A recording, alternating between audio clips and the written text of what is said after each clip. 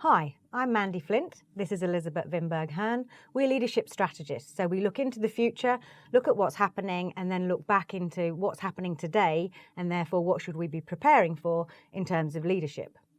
And we've just written our third book, published by Financial Times, and it's called The Leader's Guide to Impact. And it's divided into 3 parts, and we wanted to take you through those 3 parts now to give you an idea of how you can work with your impact and the kind of results you can have. So leadership is the act of influencing others. Everyone is a leader. So if you have to influence others, then you're a leader. And with that in mind, we take a look at your own impact and think about how that impacts others and the ripple effect. So I'm going to draw the ripple effect. With the ripple effect, we look at yourself here right in the center and think about what impact are you having on you, and then what impact is that therefore having on the team around you. With that impact, how does that ripple into the wider organisation, and what impact is you and the team having on the organisation? That therefore filters into the outside world. So we then start looking at externally, how is the impact and what does that have? What effect does it have? We start to think about, therefore, you and your inside, the ripple effect to the outside, and therefore what culture you're creating. And as a leader, you're the creator of that culture. So whatever impact you want to have, imagine that you have an impactometer. Imagine there's a gauge here where you could either have minus 100, so you have a really negative impact, or you can have plus 100, or you can be at 0. Whatever it is, whatever you want to achieve, think about not just what you're going to do in a certain moment to achieve the impact, but how are you going to be?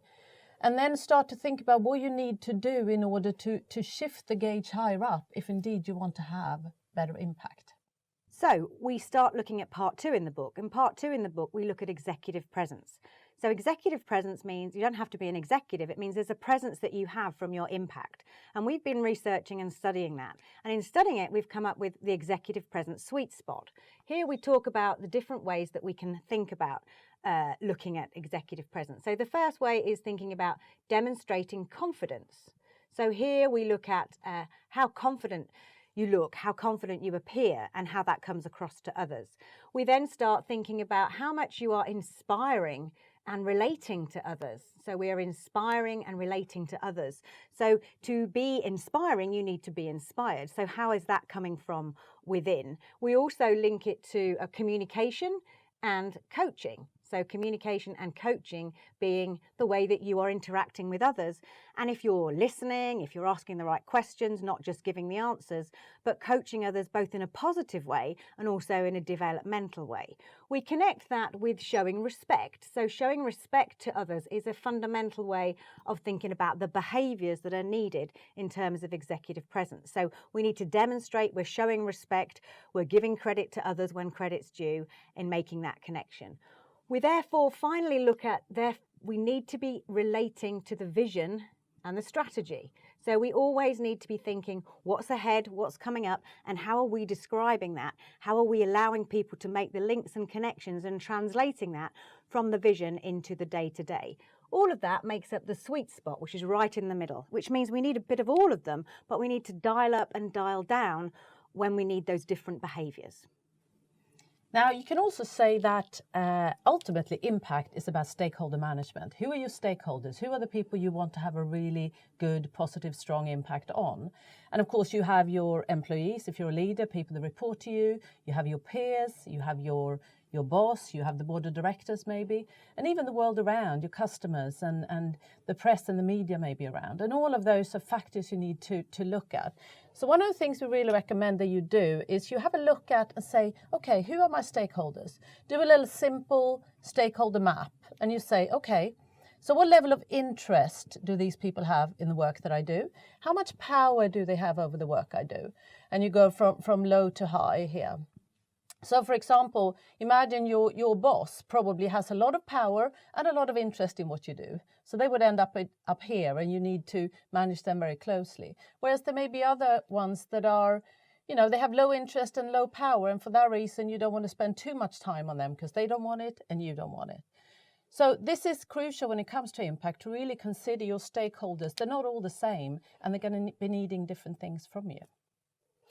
So we move into part 3 of the book, and part 3 of the book we talk very clearly about the impact outcomes. So therefore you might need to have an outcome impact. So in any example, for example, changing. There's a lot of change going on. If you want to create and develop change, then you have to think about where are we heading and where are we going. So we look at the vision. So here's the future state. Here's what we want to create. This is the change we want to bring in. So we work through where are we today? Here's our current reality. Where are we in the change today? But clearly, where do we want to head towards? And we look at that as just not about change management, but about change leadership. So leading that change.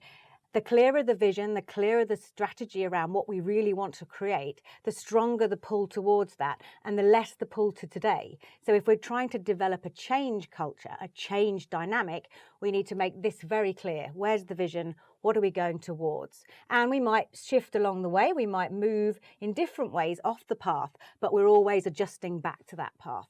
So in terms of outcome impacts, we're looking at the current reality and we're looking at the vision. So whatever impact you want to have, you want to consider the triple bottom line. What do I mean by that? Well, a lot of the time we talk about bottom line, we talk about making money. And actually, if you want to have an impact longer term, if you really want to think long term and have sustainable results, you need to consider a triple bottom line. So what do we mean by that? You want sustainable results, right? You don't want something that just lasts for a very short period of time. To do that, you really need to take into consideration all the resources you're dependent on to deliver your results. So in there, you've got your people, right? You've got the people you're dependent on, you've got your employees, you've got your suppliers, all the people you work with. You've also got the resources, the planet's resources that you need, the environmental factors, the kind of energy you use, etc., etc. And also, of course, you want to consider the money. You want to consider the profit. That's why it's called the triple P bottom line here, the people, planet, and profit. All the resources you need in order to deliver results over time.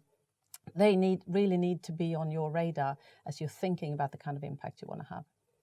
So whatever you do, be intentional about your impact, because your impact is your legacy.